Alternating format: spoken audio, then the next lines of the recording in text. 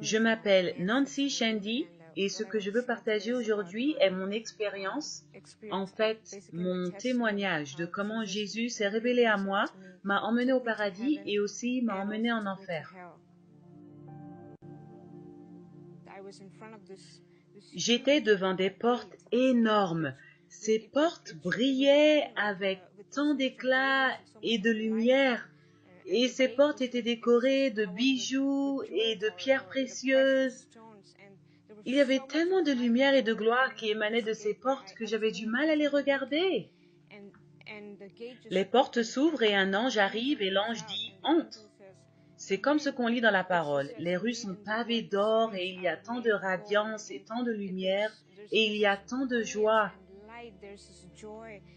La chose que j'ai vraiment ressentie au paradis, c'est la paix. C'est la paix et l'amour. C'est comme si, vous savez, tous vos soucis et toutes vos inquiétudes disparaissent. Vous oubliez tout ce qui est sur la terre. Après un moment, je savais qu'il y avait quelqu'un qui venait, une force. Il y avait une force qui venait vers moi. Mais en même temps, ce sentiment d'amour par-dessus toute explication, vous savez, venait vers moi. Et je me retourne et d'un seul coup, boum, je me retrouve prosternée au sol. Et c'était Jésus et Jésus me dit « Viens, je dois te montrer certaines choses ». Et juste après ça, je me retrouve dans un jardin magnifique. Un jardin magnifique, un jardin rempli de fleurs de toutes sortes de formes et de couleurs que je n'ai jamais vues sur la terre. Il y avait des fleurs minuscules, des fleurs énormes, des fleurs moyennes, toutes sortes. Ce qui rendait ce jardin magnifique était le fait que les fleurs chantaient des louanges au roi. Les fleurs chantaient des louanges. Le parfum, l'odeur, c'était si magnifique. Ça vous donnait envie de rester là et adorer Dieu, vous comprenez? Après ça, je me suis retrouvée debout au milieu d'une rivière. La rivière était transparente comme du cristal. C'était si transparent qu'on pouvait en voir le fond. Et je me tenais debout au milieu de la rivière sans couler et je me sentais si paisible. Et l'eau était pure et complètement transparente. Vous savez, une chose au paradis, c'est que Jésus n'avait pas besoin de m'expliquer quoi que ce soit. Voici ci ou voici ça, mon cœur comprenait tout. C'était comme si on communiquait d'esprit à esprit, vous comprenez? Et je me suis retournée et j'ai vu cet énorme trône qui n'avait ni fin ni commencement. Et ce trône était fait de pierres précieuses. Je veux dire, c'était difficile pour moi de même le regarder. Mais il était énorme. Et si je peux dire, du centre du trône, la rivière coulait du centre du trône et coulait tout à travers, je veux dire, tout autour du paradis. De cette rivière au prochain endroit, Jésus m'a dit, regarde. Et ce que j'ai vu, c'était des rangées sur rangées vous savez, c'était comme s'il y avait des travaux, rangées sur rangées de bâtiments en construction. Et sur chaque porte d'entrée, il y avait une plaque. Et sur cette plaque, il m'a permis de voir la plaque particulièrement. Et sur chaque plaque, il y avait un nom. Et le nom n'était pas en anglais, mais c'était un nom. Et je savais que c'était le nom d'une personne. Chaque fois que quelqu'un donne sa vie au Seigneur, il y a une célébration, un jubilé au paradis.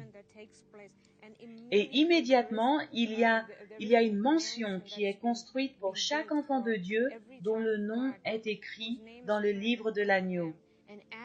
Et après avoir vu tout ça, j'ai dit, Jésus, je ne veux pas partir, je veux rester et vivre avec toi pour toujours, je veux rester ici. Et il m'a répondu, il y a un endroit de plus que je dois te montrer. Et le prochain endroit que le Seigneur m'a montré était sombre, vraiment sombre. J'étais comme sur le rebord d'une falaise et il m'a dit, regarde en bas. Et avant même que je puisse regarder, je pouvais entendre des cris et de la souffrance, des cris et de l'angoisse, des gens qui criaient au secours, aidez-moi. Et c'était l'obscurité totale, mais je savais que Jésus m'avait permis à ce moment-là de voir ce qui se passait en enfer. Et ce que j'ai vu, c'était horrible, c'est horrible. J'ai vu des corps d'hommes et de femmes, des corps nus d'hommes et de femmes qui couraient partout et qui criaient et qui hurlaient au secours. J'ai vu des silhouettes de démons qui étaient laids et terrifiants, qui rappelaient à ces gens, qui les rappelaient toutes les erreurs et les péchés qu'ils avaient commis constamment et sans arrêt. Après ça, j'ai vu des griffes.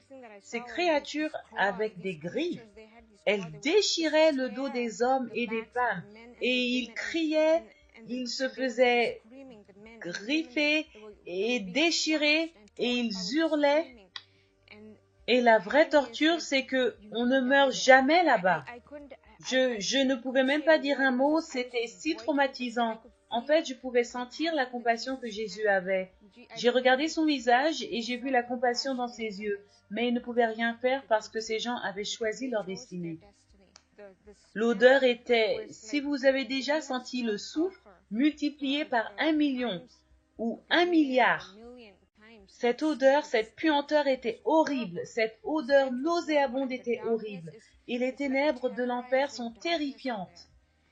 Et Jésus a dit, « Regarde !» Et j'ai regardé et j'ai vu le visage de ces gens. Leur visage apparaissait devant moi, le visage de ces gens en enfer. Et j'ai encore regardé et j'ai dit, « Mais Jésus, ces gens-là sont vivants. » Il y avait des visages que je reconnaissais. Et certains d'entre eux, je les connaissais. Ils étaient pasteurs et j'ai dit, mais ils sont vivants. Et Jésus m'a répondu, c'est pour ça que je te renvoie pour déclarer au monde la vérité, pour leur dire la vérité. Parce que mon Église est en train de périr, mon corps sur terre est en train de périr. Et dès qu'il m'a dit ça, je suis revenue. Il y a un paradis, il y a un enfer, il n'y a aucun autre choix. Chaque personne ira soit au paradis, soit en enfer. Et c'est le moment de choisir, vous comprenez ? D'examiner notre cœur. Où va-t-on aller? Quelle sera notre destinée? Quel type de vie menons-nous? Vivons-nous d'une manière à l'extérieur, devant les autres? Et vivons-nous une vie complètement différente en privé? On peut tromper les autres, on peut tromper notre famille, on peut même tromper nos conjoints. Mais le Dieu Tout-Puissant voit tout, le Saint-Esprit voit tout. Mais Dieu est miséricordieux et il est un Dieu de compassion. Il est là, les bras grands ouverts devant nous, devant vous aujourd'hui. Il nous invite à venir à lui. Tout ce qu'on a à faire est de se donner à lui et de se repentir. C'est l'heure pour que l'Église revienne à son premier amour. Je pense que le message principal d'aujourd'hui, le message est de revenir à notre premier amour. Revenons à lui. C'est que l'Église, le géant qui dort, se réveille.